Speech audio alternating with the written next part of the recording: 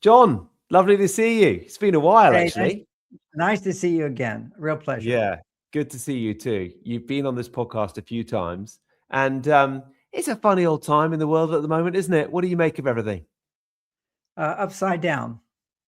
Yeah. Everything is upside down, and relationships. My lane is very challenged. People are having challenged. I mean, you're happily married, which is great, but even happily Mm. married couples are having challenges today. As women are kind of overwhelmed with the stresses of today, it's harder for men to connect with their wives, for their wives to connect with their husbands. For single women, they often feel like the available men aren't there. It's because women tend to want to marry up, and women are making more money than men quite often. So a lot of challenges. But what Yeah. I've seen is the biggest challenge is higher stress levels in both men and women tend to Mm. top men. And what I've done now is take an approach using communication, relationship skills that can use the relationship to lower stress.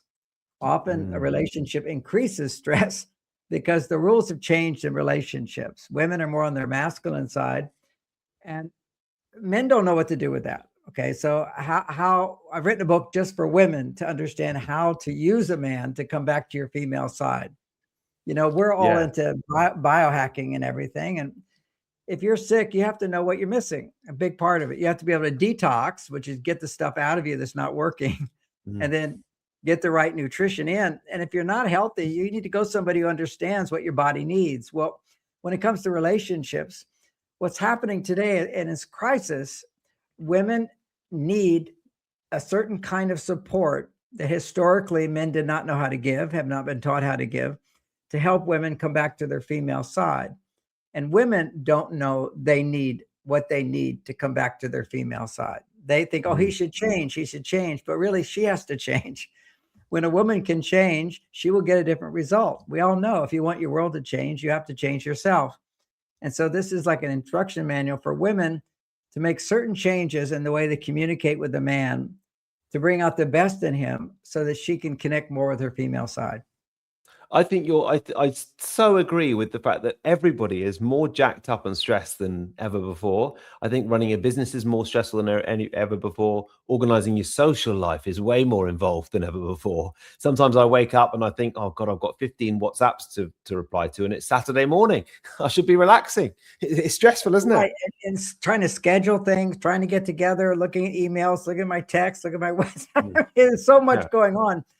And men actually have an easier time with that because unless what we can do is block things out, and women have Mm. a much harder time to block things out. And that's what we're talking, just moderate stress of life. We're not in danger or something, but there's this moderate stress which is producing adrenaline. So when men make adrenaline, there's a biological difference between women when they make adrenaline. When women make adrenaline, they have 3 times more blood flow going to the emotional part of the brain, less blood flow going to the rational part of the brain. In order to connect with the rational part of the brain, they have to suppress their emotions. So it's not like a woman that's going to be overly emotional at work, can't do what a man can do. No, when she's producing adrenaline, her brain just suppresses negative emotion. But Mm. when she's home, that negative emotion will get displaced onto herself or onto her husband or onto her children. And with the message of not enough time, not enough love, not enough money, not enough help, not enough health in the body. So everything is not enough. And so this is what I see over and over is when couples are having problems, women will have a long list of what's not enough, and a man will have one. My wife's not happy. that's a that's a Yeah. big problem for a guy, Yeah. Yes. because when we look at this whole situation hormonally, for a man to have his heart open, he can't be blamed. Whenever a man is blamed in an adrenaline state, when you have some adrenaline, you're rushing around like we talked about.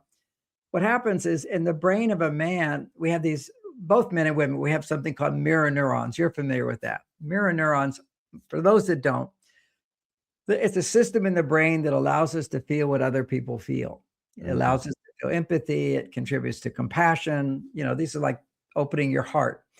Well, when a man experiences adrenaline, if in any way he feels blamed, his mirror neurons turn off. They just turn off. If a woman feels blamed, they don't turn off. She actually gets more upset inside.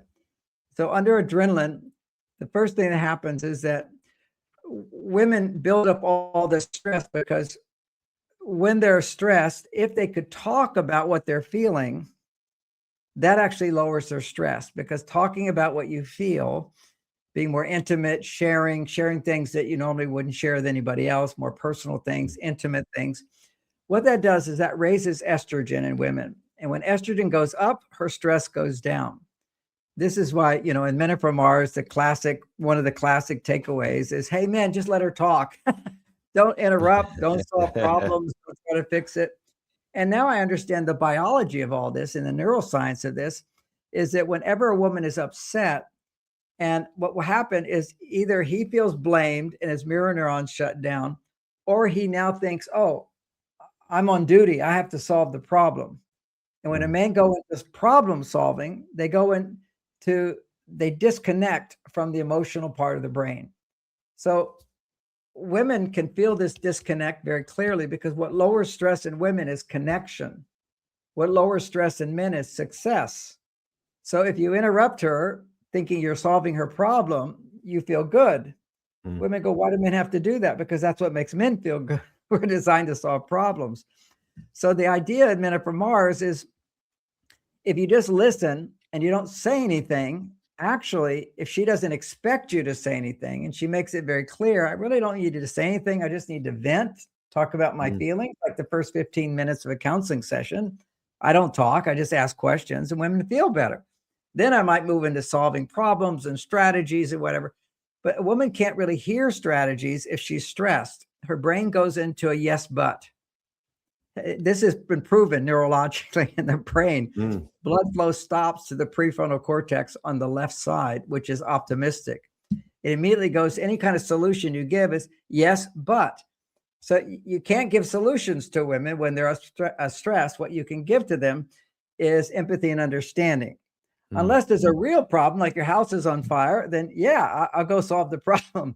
But what women are needing most today to deal with the stress, which they may know, they may not know, most don't know, is to be able to talk about what they're feeling to a partner who is completely detached. See, detachment is the secret. Now, women go, oh, he's not saying anything. He's not telling me how he feels. Well, if he's to listen to you and he doesn't have to solve your problem, his mirror neurons will open up. And then he can actually silently feel what you feel. This is what a good therapist would provide, a good coach would provide, is asking some questions, not trying to jump in there with solutions. Men can do this. So easy.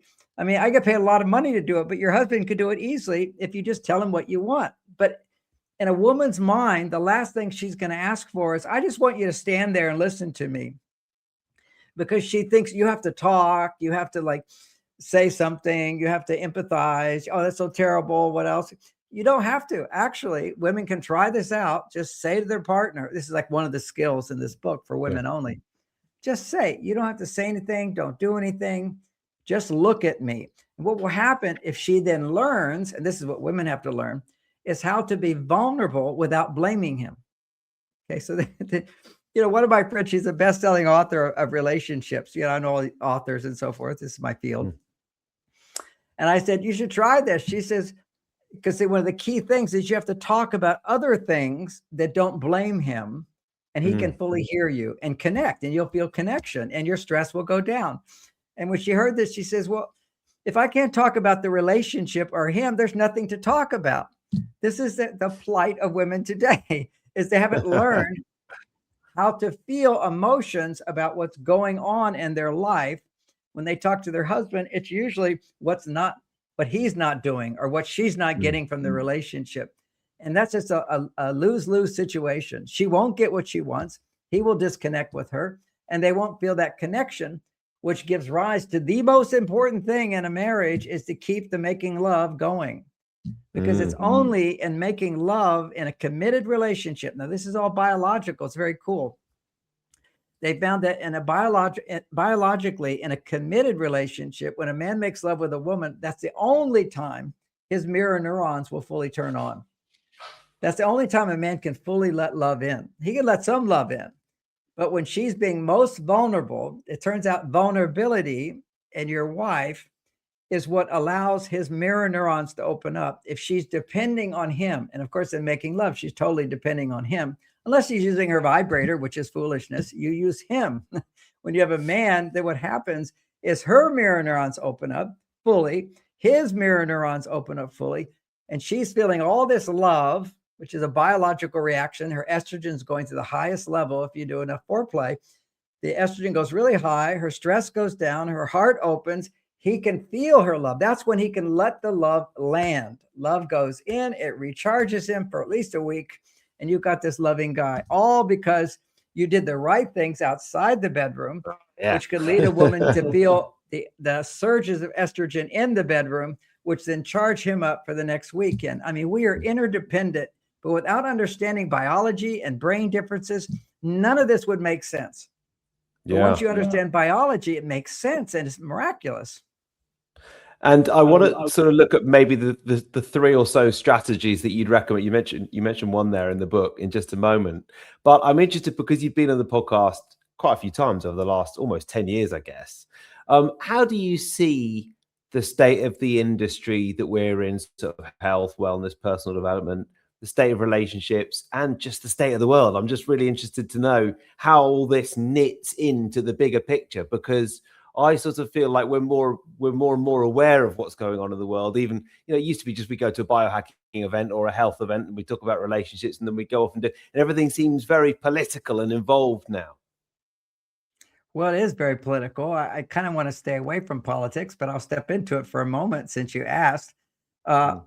I used to be a Democrat until it became woke. I'm just not in favor of all this promiscuity. I'm not in favor of do what you like. Everything's good. If it feels good, it feels good. I'm 74 years old. I'm fit. But if I eat ice cream at 74 years old, I get a belly. So yeah, it feels really good to eat ice cream. Oh, sugar and cream and all that stuff. When I'm younger, fine. But I can't eat that. I don't need to eat that. I realize that's poison to me. What happens is, as a man, everybody thinks testosterone goes down, because it does for most people. I'm 74 years old. My testosterone's 50% higher than I was a young man. I don't do any supplements for testosterone. I make love regularly, and I have a great marriage. There's nothing more powerful. I see all these pills and everything. They bump up your testosterone, men taking testosterone. You need a wife who wants sex more than you. And women actually are designed to want sex. We can't blame the Democrats for that, though, John. Please, I'll blame Democrats for that. I was a Democrat. It's all, it was the 60s, in the 60s with all this, the free sex. As soon as you take away the restrictions on sex, you've got 3 generations before civilized collapses, according to some studies and whatever throughout history. We don't have any restrictions. Everybody's having sex without love. Sex without commitment, sex online, sex with robots, sex with porn. Porn is just fake. You're just sapping your soul. You're lowering your testosterone. These kids today are doing masturbating every day. It's just crashing their testosterone. The average male at 20 years old, it should peak level. It should be. And as far as averages go, I'm at a peak level, but it's 20% lower than just 20 years ago. Half of what it was 50 years ago. Males don't have the same. It's shocking. They don't have the ambition that you do, but this is a whole society of twice as many people aren't getting married. Divorce is happening. If you get married in the 20s, and I want to just say, it's not as bleak as everybody thinks. It's just for the single people, it's bleak. The people who get married after 30, divorce rates are very low. It's only getting married in your 20s where you get this 50% reduction. It's down to like 25, 30%. Of people over 30 who get married.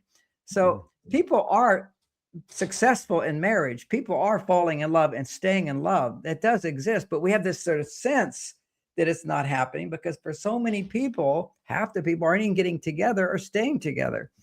So anyway, I used to be on the left. Now I went to the right, and then I see what's happening on the right. It's just tyranny. It's with the Epstein files coming out, we just see all of the elites. They're all like controlled by pedophilia, and they're trying to normalize pedophilia. It's horrible.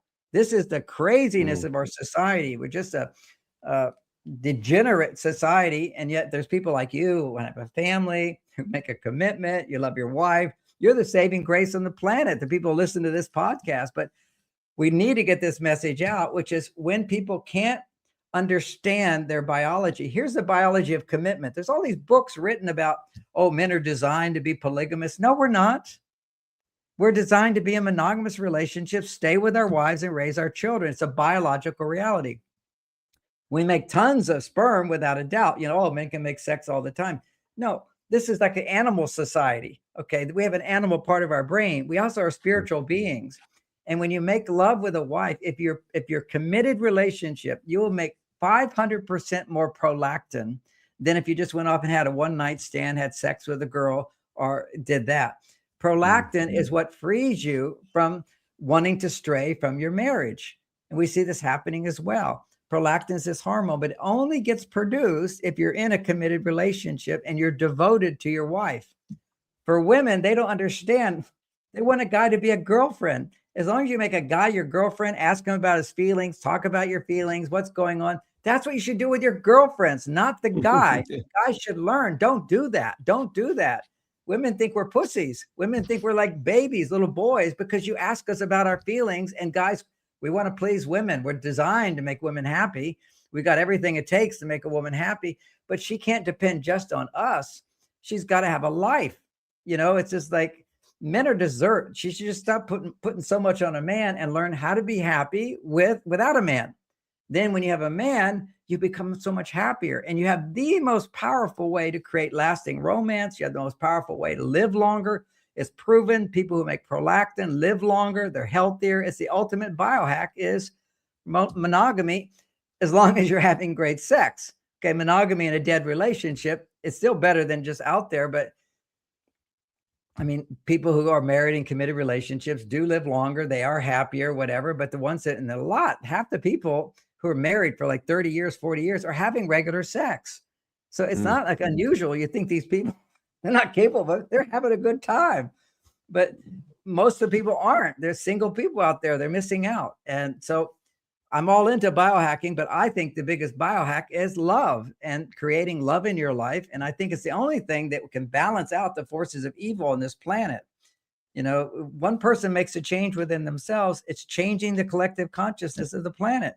You make a difference. Women, you make the difference when you learn how to bring use a man back to your female side. Because when you use a man back to your female side, through the various techniques in my book and so forth, understandings and insights that you need to have, that you don't have, you'll be happy. If you're not happy in a relationship with a man, you don't understand men. That's it. You don't understand men.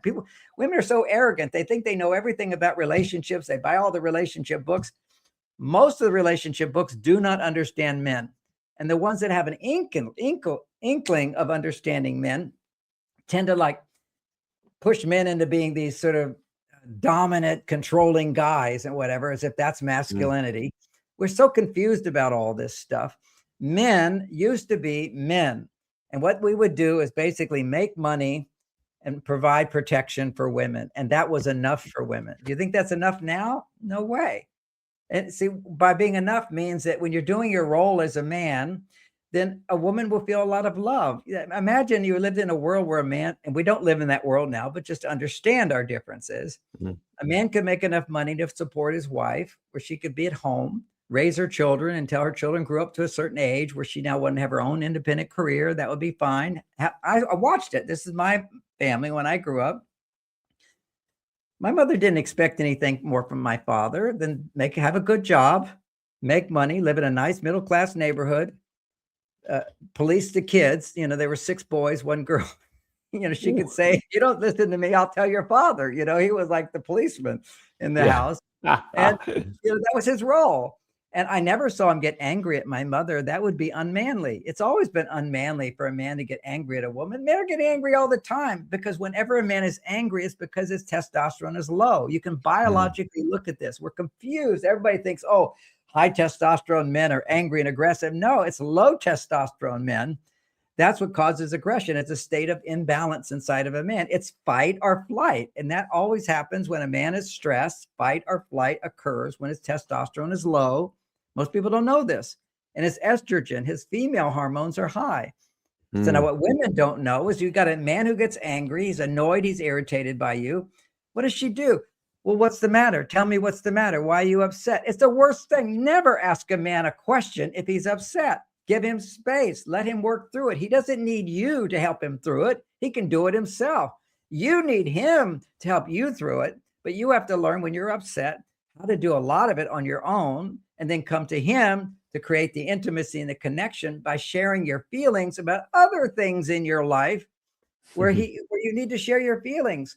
But women don't know that. Here's a successful businesswoman. She's on her male side. So all day long, she's suppressing her feelings because in her mind, she goes, well, what do I need to talk about these feelings? Because feelings aren't going to do anything. I have to solve it. I can solve it. I'm a competent, capable woman. She comes home suppressing all these emotions that will happen in a woman's biology. She can't do anything about it. She's got a woman's brain under moderate stress, 3 times more blood flow goes to the emotional part of the brain, can't talk about it.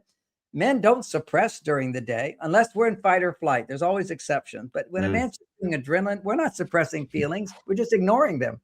What's the point? So that's a male trait. I don't need to be upset. There's nothing I can do about it. Accept it. When women are on their male side, their mind goes into nothing I can do about it, except that their brain just suppressed it. And those negative emotions are there inside. And she has to learn, this is what my book teaches, is how to access those negative emotions, which are in there, and share them with your partner. And when you do that, your estrogen levels go up. He now helps you by listening. And now you bond. That's what creates the bond. That's what creates the oxytocin. That's what raises her estrogen. That's what lowers her stress. That's what makes her want to have sex with him more than he wants to have sex with her. Men shouldn't have to. I know so many men who beg for sex. They're always wondering when she's in the mood, when she's not.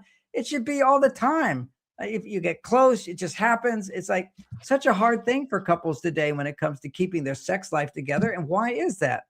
When I was down in the Amazon, I was like living in a tribe in the Amazon. I'd sneak around to different places, listen. They're having sex almost every night. They don't have all these problems today. Men need sex. And why do men need sex? Women go, oh, he's so low level, whatever. He's low level because women can't enjoy sex unless their estrogen levels are high. If their estrogen levels are low, sex is disgusting. It's disgusting. It's the same thing for a man. If he has sex with a woman he doesn't love, afterwards, he's disgusted by her. It's like we get disgusted afterwards. She gets disgusted with the thought of having sex without love. Love and estrogen go together. So when she's feeling loved, then naturally, this is a biological response in her brain. Luteinizing hormone gets produced, creates a huge bump in her testosterone levels, and now she becomes wanting sex as much as him. That's what you want is a wife who enjoys, who doesn't have sex out of obligation or because you want it. No, it's because she wants it. Imagine how you feel. It's such a good feeling when your wife wants to make love to you, when your wife enjoys sex with you, when your wife regularly wants it. You don't have to do stuff to convince her. But you do have to do stuff. That's what I teach women. Well, in this book, I just teach women how to ask what you want and you'll get it. Men want to make you happy. So many times women don't even ask.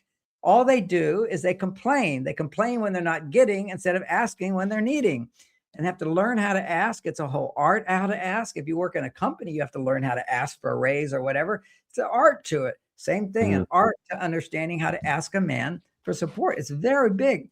And it's a huge art to being vulnerable. Women today have disconnected with vulnerability.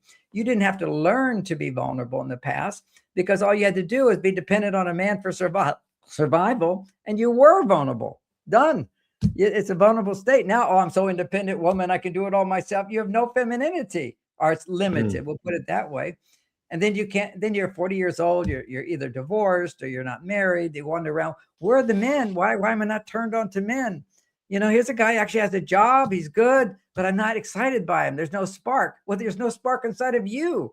It's all within you. That's what we have to realize. Everything about the whole advanced philosophy we're learning today is, the grass is greener on their side, but once we get there, it's brown because we get there. We create the problems in our life. That's the only way you'll change your life is to realize you're the source of your problems. You have the power to change it. For women who are the number one complainers, without a doubt, I've written a book. Now you understand how your complaining only makes it worse. And the opposite of complaining is not just being happy. You can't just be happy with a man. You have to ask for help. How to ask for help, how to do it in the right way, the right time of the month when your estrogen, like 5 days before your ovulation. You really have to be good at asking for what you need because that's when you need extra support for your estrogen to go to the highest level. If it doesn't go to the highest level, then you feel like you missed a night's sleep for a month. You've missed out on what you're supposed to experience, was this wonderful surge of estrogen and making love. Women are walking around like lost because they don't understand their own biology. They don't understand men. They don't understand the goodness inside of men, how to bring that out, and how they just push it down. Well, you may have noticed that this podcast is renamed since you last came on it, John. It used to be called Zestology. Now it's called Biohacking News by Zestology. And that is because I found that so many people who listen to this podcast were interested in this concept of biohacking.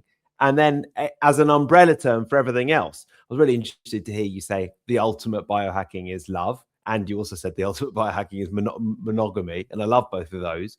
I wonder, in terms of your daily routine and the things that you do in your day, what else would you class as biohacks or sort of optimizations? I don't eat so much food. I, if I'm socializing, I'll eat, basically as good a food as I can get. But at home, I pretty much have one meal a day.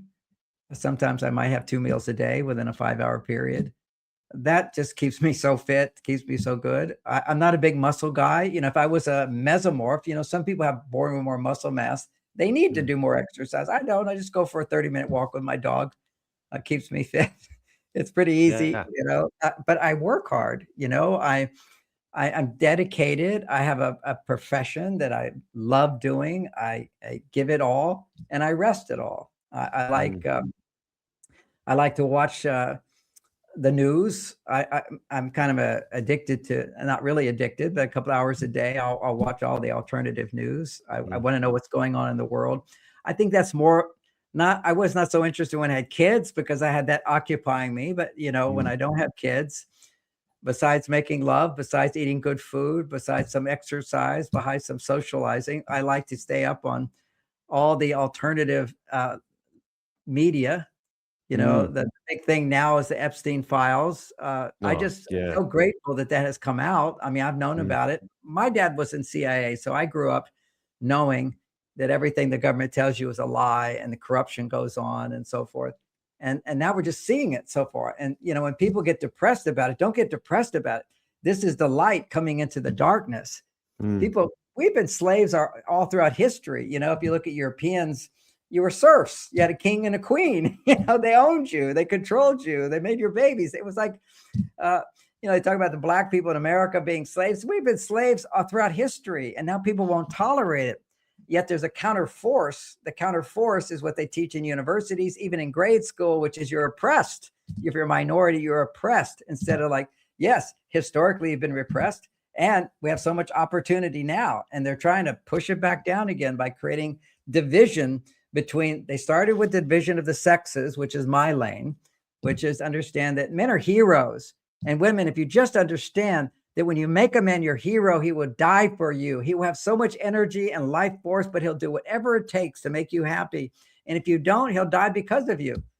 So many men, their testosterone crashes because they're in a marriage where their wife is just not happy. And of course, now the good news is they'll get a divorce. They should leave. You should go out and find love. Love is the most important thing for vitality and for health. It's the biohacking. But that's just one side of it. I do take supplements. The main supplement I take is lithium orotate because I remember talking to you about lithium orotate before. I've been promoting you love it, don't you? 25 years I've been promoting it. I have the best. It's the one I promote is the one that Harvard University, after 10 years, has shown that it's a treatment for Alzheimer's and it will prevent Alzheimer's. And I have to look at it because my younger sister had Alzheimer's and died from it. I consider the pills, although the research wasn't there. But when you have Alzheimer's, you got to have somebody give you the pills every day. So she didn't take them. But it's a sad story. But it's so good. Lithium is something that every time you're stressed, you burn out your lithium. Every time you eat sugar, you burn out your lithium. Also, I don't eat sugar unless special occasions. That's another really key thing for me. So you asked me what my routine is. And I do a yoga routine every morning. It takes about 15 minutes. Do you meditate as well? Oh, forgot about that. Yeah, at least an hour. At least an hour. Back when you talked about, I used to meditate 4 hours a day.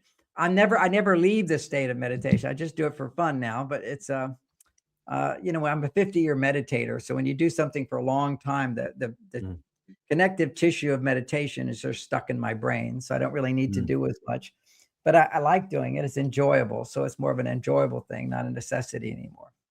Yeah, yeah. And you've still, I'm sort of really interested that you've still got the love for writing and bringing books out and educating through that medium, even after all these years, and after all these years after Men Are From Mars, Women Are From Venus came out. That's great.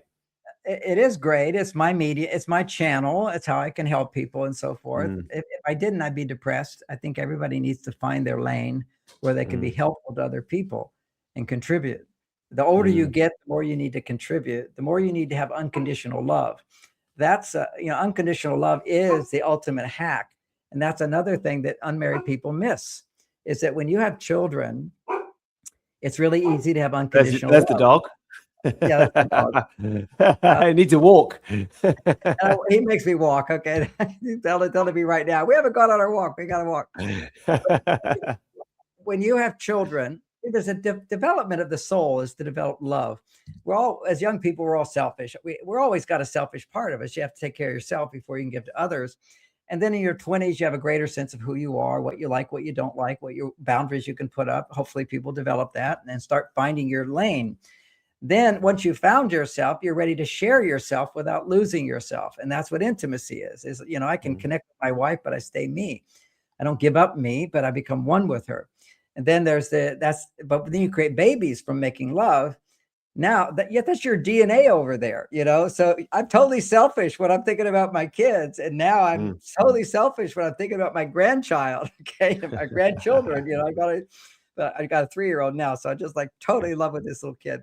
So I can Oh, be completely unconditional in that mm, love. That's a foundation. See, that's a biohack, but you got to have the right, you got to have somebody of your DNA to really easily, I'll say easily slip into that unconditional love, because that's me, you know, and taking care of that child is taking care of me, my legacy, how I go on, whatever. mm. I don't think those things, but my biology just goes, I'm so fulfilled when I'm caring for my grandchildren and for my children Yeah, as, you know, ironically, as you get older and the kids are more independent, it's not so much my kids anymore, but it's more my grandkids. They're little. And yeah. why is that? Because little is vulnerable, and vulnerable actually activates channels in men that women don't have. Okay. Mm, Women have this empathy thing, but men have this devotion thing. And it's like our empathy centers open about 50% of a woman's, but then blood flow also goes to the prefrontal cortex, where we're optimistic, meaning I can solve their problems. And it goes to another part of the brain, which is activates us to be devoted, to be selfless. Women don't have that. They have it somewhat, okay, somewhat for children. They certainly don't have it for their husbands. Uh, mm, you run out of money, it's going to be tough to keep that marriage going. I just did a whole talk on money and finances, and it was really important to people to understand that with all these financial stressors today, women need to come to men and say, look, I'm a woman. My brain's different. I worry 10 times more than you. From your mm, point of view, I'm crazy. From your point of view, I'm not trusting you. That's my problem, but I need your help to be patient with me. Because when you can hear my fears, my insecurities, and my doubts and whatever, not to take it personally, but just let me get it out, and I'll come back to sanity. I'll come back to trusting and appreciating you and being grateful to you. But they mm, can't help it.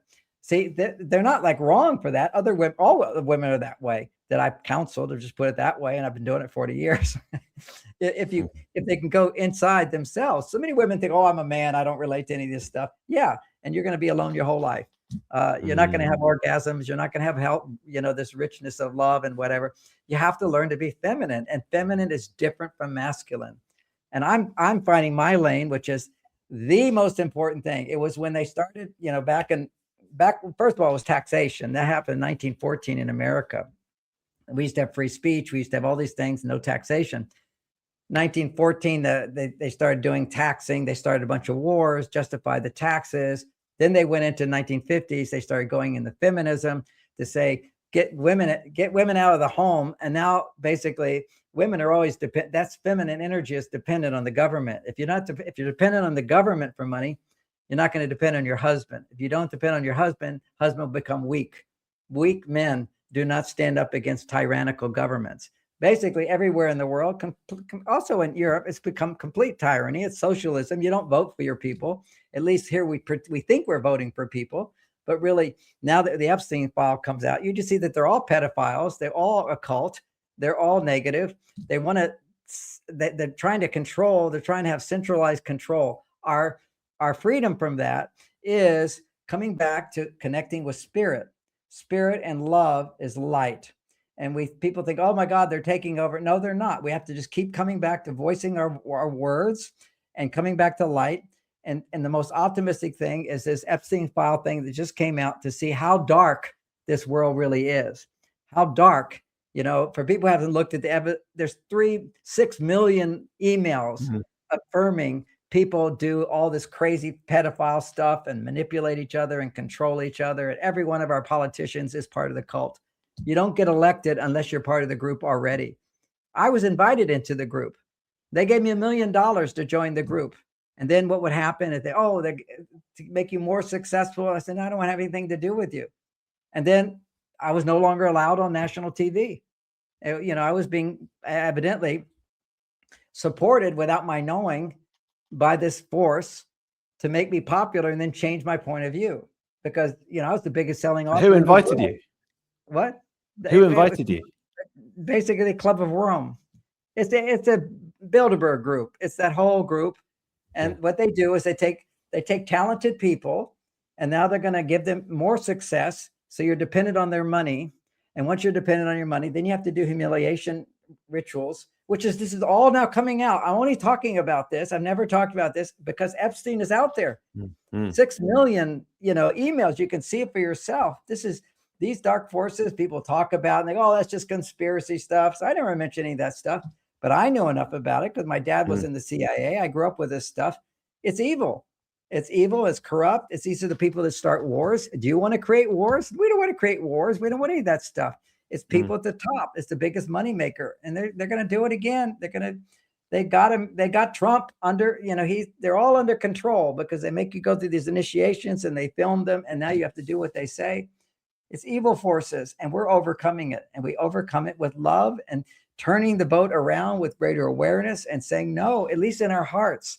But we have to manifest love into our lives through our relationships. That's our hope. That's where we can find greater love. It's when the masculine and the feminine come together. That's why in the 50s they shifted into let's go after relationships, because it's foundation to the family. And then indoctrination of the children, basically that they're being oppressed, and then there's the oppressors, and create division. So we're all fighting with each other while people are manipulating the currencies, manipulating everything in the world. Wake up, and we're waking up. That's the great news. And you wake up through love. You connect with spirit, and spirit within yourself, soul, your desires become aligned with the divine force of the universe, and the world changes. And people have always asked me the question, well, why is there bad in the world? Well, there has to be bad in the world for you to learn your lessons. It's as simple as that. Every time I do something that doesn't work for my body, I suffer. Suffering is there to say this doesn't work. And then you go, well, what does work? And that then aligns me to consciously connect with the divine force, as opposed to unconsciously live my life. We have to have temptation. We have to have temptation to strengthen ourselves, overcome ourselves. And as we grow, the light increases. And now it's unfolding. It's an amazing time to be alive. This is the most amazing time to be alive. John, it is so lovely to talk to you again. Thank you. Where can people find your new book? Well, it's Men Are From Mars, Women Are From Venus, for women only. Be happy with or without a man. And of course, how to be happy in this world today. It's so stressful. They can find it at marsvenus.com. Go to marsvenus.com. You can get it. I know you're in Portugal, but I think Amazon in Europe is carrying it soon if they don't already have it. Amazing. Well, I live in hope that we might see you in person at some point soon as well, either in Europe or the US. It's been a while, so hopefully see you at some point. I'll look forward to that as well. And enjoy that walk with your dog now. Okay, we'll do. Thanks, John. You bet. Bye-bye.